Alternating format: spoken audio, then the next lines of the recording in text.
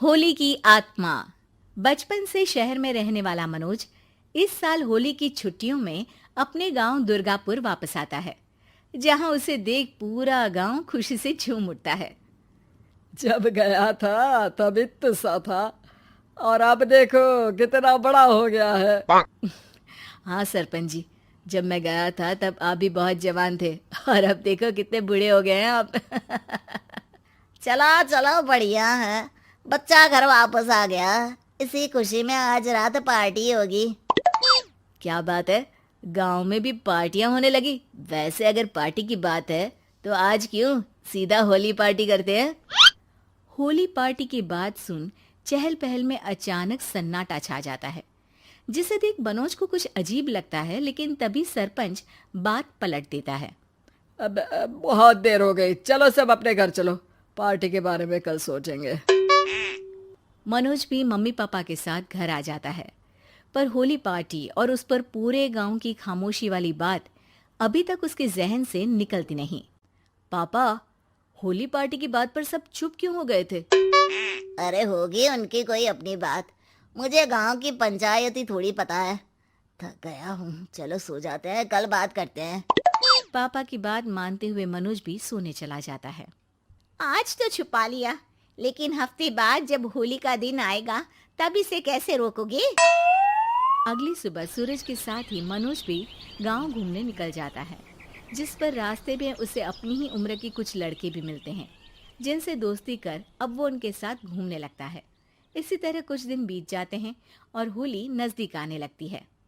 दोस्तों, होली में 4 दिन ही बचे हैं, पर गांव में उसकी कोई तैयारियां क्यों नहीं दिख रही? क्योंकि यहाँ होली नहीं मनाई जाती। अरे पर ऐसा क्यों? वो राजा भूषण। अरे तुम 4 दिन के लिए आए हो, क्या इतना सोच रहे हो? चलो कुछ खाने चलते हैं। इसी के साथ एक बार फिर होली की बात को टलते हुए देख मनोज को शक होने लगता है। वो घर पहुंचते ही इंटरनेट पर अपने गांव और राजा भूषण के बारे में जानकारी निकालने लगता है। क्या? मुझे आज तक ये नहीं पता था। ऐसा कैसे? किसी ने मुझे कुछ बताया क्यों नहीं? सारी जानकारी लेने के बाद मनोज गांव वालों या अपने मम्मी पापा से कुछ पूछे बिना खुद ही उसकी सच्चाई के बारे में छानबीन करने लगता है, जिसके चलते वो राजा भूषण की हवेली में पहुंचता है। वाह, क्या हवेली है यार।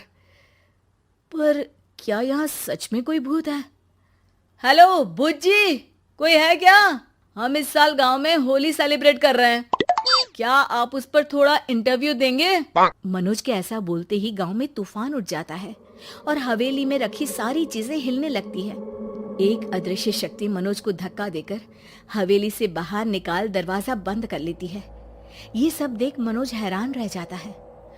क्या अभी मुझे हवा ने धक्का देकर बाहर निकाल दिया?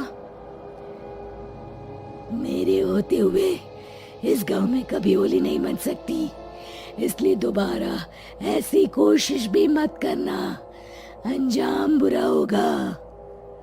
आवाज सुन मनोज हैरानी से इधर उधर देखने लगता है, पर उसे कोई दिखाई नहीं देता।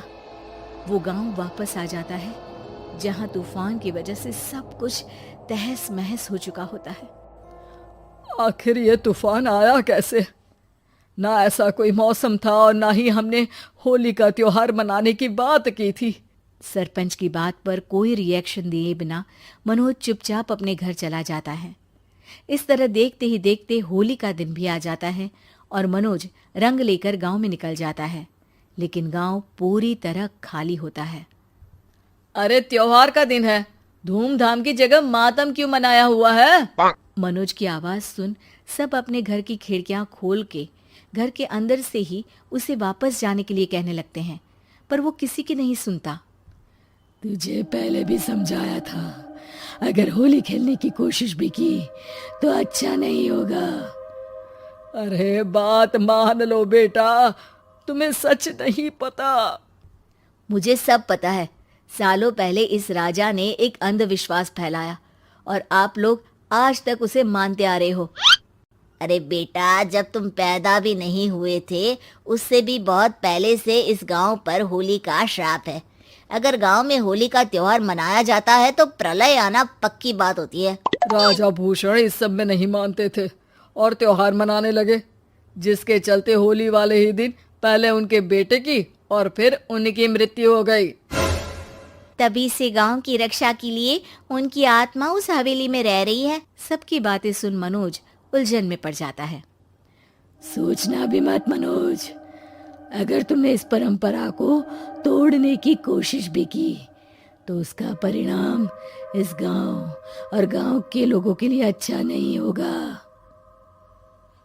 मुझे भी यकीन नहीं हो रहा कि आप लोग एक बेतुकी बात को मानकर सालों से रंगों के त्योहार को मातम की तरह मनाते आ रहे हो। मनोज किसी की कोई बात ना मानते हुए पूरे गांव में रंग बिखेर देता है, जिसके तुरंत बाद वहां तूफान के साथ बिजलियां गरजने लगती है। अचानक मौसम में ऐसा बदलाव देख जहां मनोज कंफ्यूजन में आ जाता है, वहीं गांव वाले डर से सहम जाते हैं।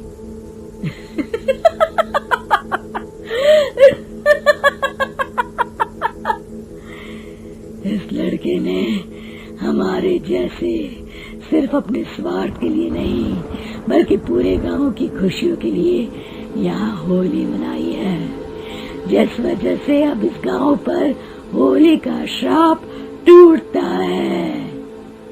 ऐसा बोलकर राजा का भूत वहां से गायब हो जाता है, जिसके बाद गांव के लोग धूमधाम से होली मनाते हैं। खुशियों के रंग गांव में बिखरे ही होते हैं कि अगली सुबह अचानक मनोज कहीं गायब हो जाता है और एक बार फिर गांव में होली का नया राज शुरू हो जाता है।